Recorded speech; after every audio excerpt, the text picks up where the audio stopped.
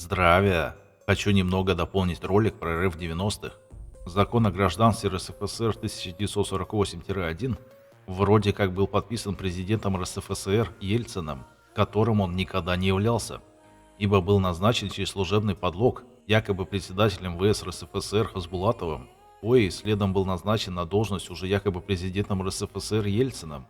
Эти вот бюджетники, которые спецслужбы бездействовали, а надо было развешивать на елках игрушки Паука 64 РСФСР, измена родине.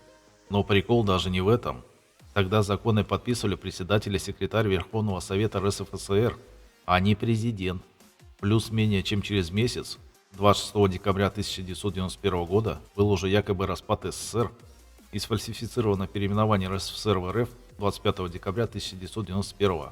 Обычно с момента публикации через пару недель только начинают применять закон, то есть менее 2 недель оставалось. Короче, он не только юридически ничтожен, так им еще и не успел никто воспользоваться. А теперь вернемся к 62 ФЗ. Статья 5. Гражданами Российской Федерации являются: А. Лица, имеющие гражданство Российской Федерации на день вступления в силу настоящего федерального закона. Б. Лица, которые приобрели гражданство Российской Федерации в соответствии с настоящим федеральным законом. То есть нам тут пишут, что они считают гражданами лиц, физлиц и прочую бумажную сферическую муру в вакууме. Паспорта, короче, а не человека.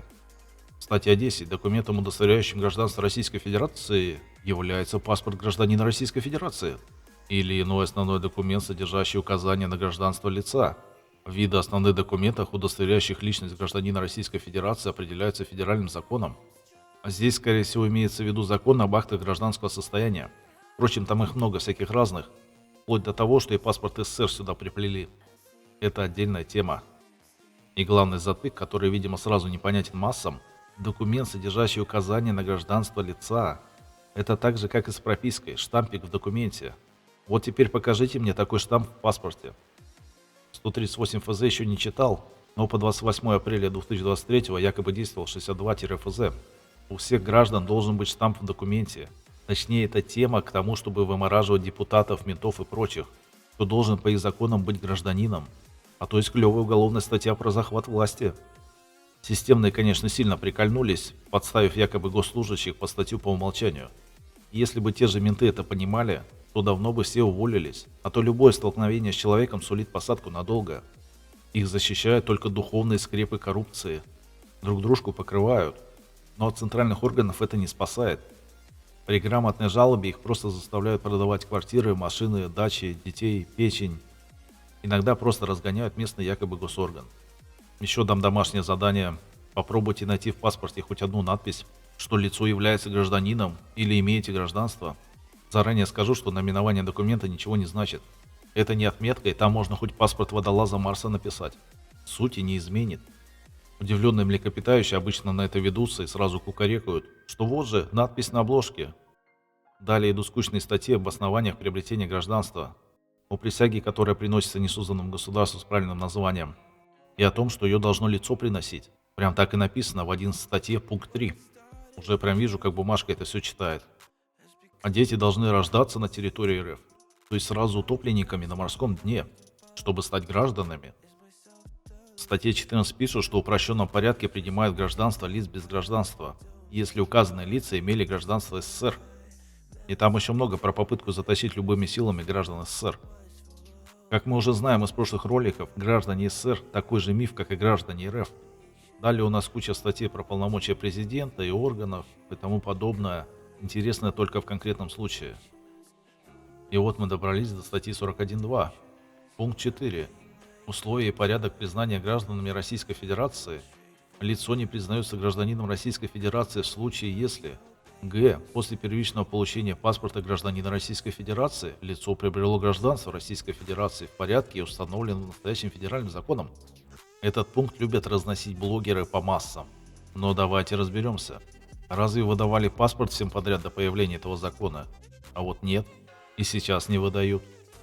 Найдите такую же правильную надпись про несозданное государство Российской Федерации в нем. А вот ее нет. Есть только заглавными. Но исключая последнюю страницу, где идет выдержка из положения о паспорте. В ней как раз и показано, как правильно должно быть везде написано. То есть нам выдали под фирму РФ или физлицо, или ОСВАЙС, разрешающий перемещаться на оккупированной территории РСФСР. под присмотром полицаев. У фанатов Великой Отечественной войны и тех побед уже должны пуканы взорваться и сжечь всю галактику к черту. Плюс лицо не приобретало гражданство. Если были внимательными, везде заявительный характер носит. Требуется постоянно то заявление, то ходатайство подавать. И об этом же сказано следом в статье 41.4 и еще много где. Еще обращу внимание на последнее нововведение. Статья 41.7. 2. Гражданство Российской Федерации приобретается. В соответствии со статьей 41.2 настоящего федерального закона. С даты внесения в паспорт гражданина СССР или в свидетельство о рождении записи, в скобочках отметки, о принадлежности к гражданству Российской Федерации при наличии. С даты выдачи вкладыша к паспорту гражданина СССР, удостоверению личности, военному билету, военнослужащего или свидетельству о рождении, подтверждающего наличие гражданства Российской Федерации. И тут нам говорят про отметку в паспорте СССР или свидетельстве о рождении. Еще про вкладыши, но их давали до появления закона и до этой поправки в 2019 году. Ну и само собой отметок таких ни у кого нет. В статье 44 не отменяют законы и указы в чужом юридическом поле. Такие забавные. Тем, кто хочет углубиться в тему, заботливо привели список. Всем добра, здоровья, процветания и денег.